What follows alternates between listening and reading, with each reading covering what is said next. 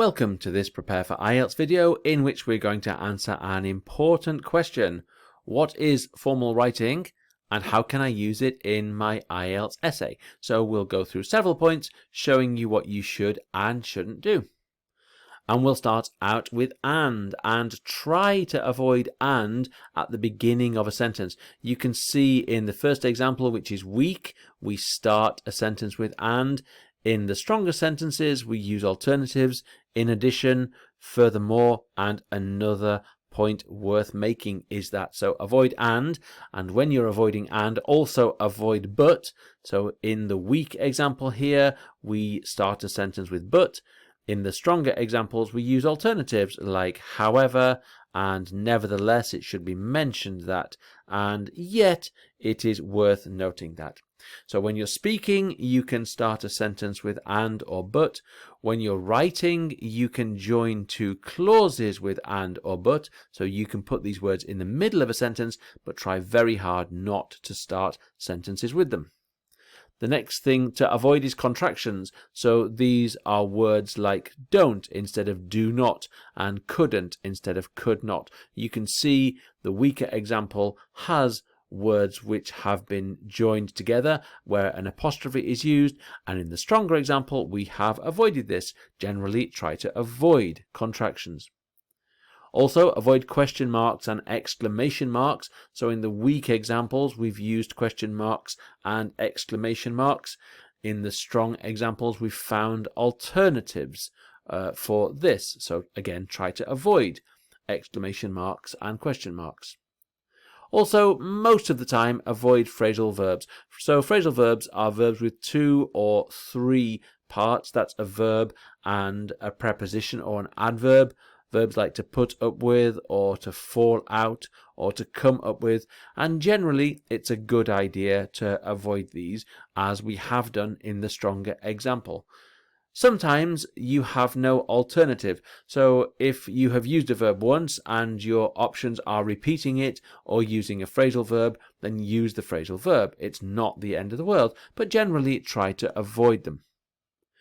Here's another example where we've got some phrasal verbs in the weak example, such as turn up and kick out, and we've found better alternatives, such as to arrive and be expelled.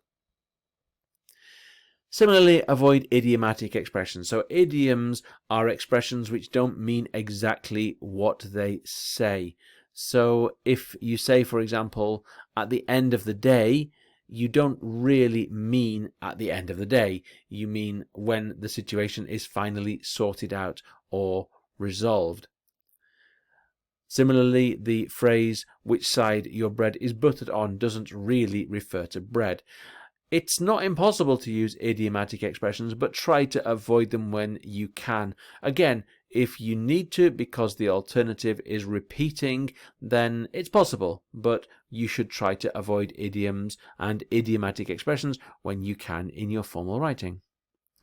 Next, avoid conversational language. So these are the sorts of things that you might actually say to somebody if you were talking to them.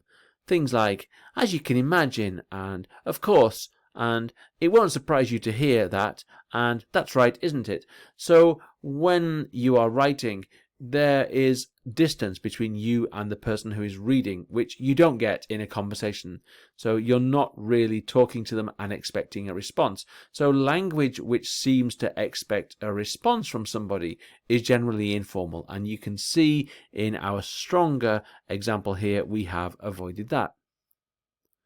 Also, avoid too many personal pronouns. Words like my and we and you. Of course, you can use these, but if you have the option to avoid them, it's generally a good idea. Particularly, try to avoid I. Also, avoid informal intensifiers.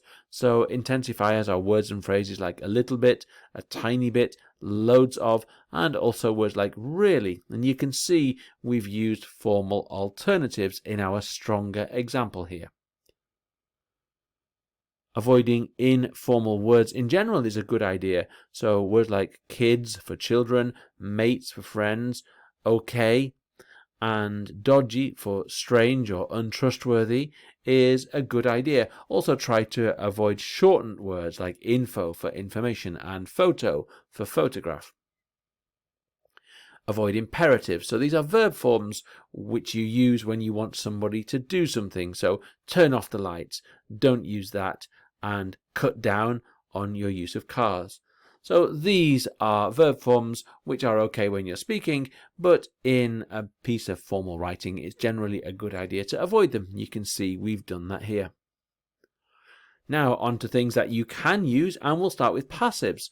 So if you look at the weak sentence here, it says lots of countries make and export motor vehicles. Actually, our focus is not really on the countries, it's on the motor vehicles. So it would make more sense to start the sentence with the motor vehicles and use a passive form, are manufactured and exported. So passive forms can look very good in IELTS writing, particularly when they're combined with modals. Here are more examples of using passive forms to make the writing seem more formal.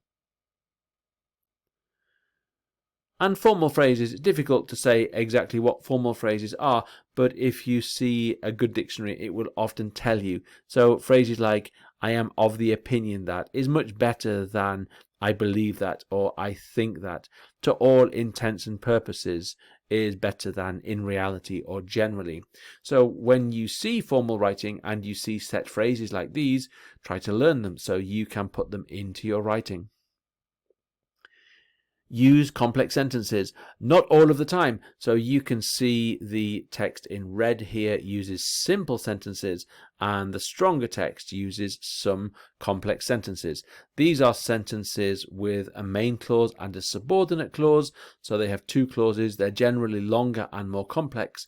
Of course, using them all the time can make your writing very difficult to follow, but certainly include some in your writing.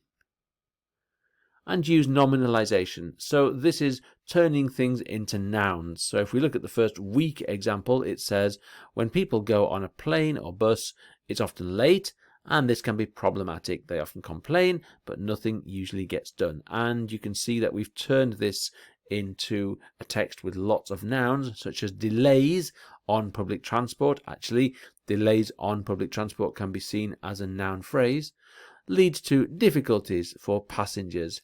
Complaints are made, but action is generally not taken. So you can see we have turned a lot of that text into nouns, and this is the process of nominalization. You don't have to do it all the time, but if you get the opportunity, it's a good thing to include.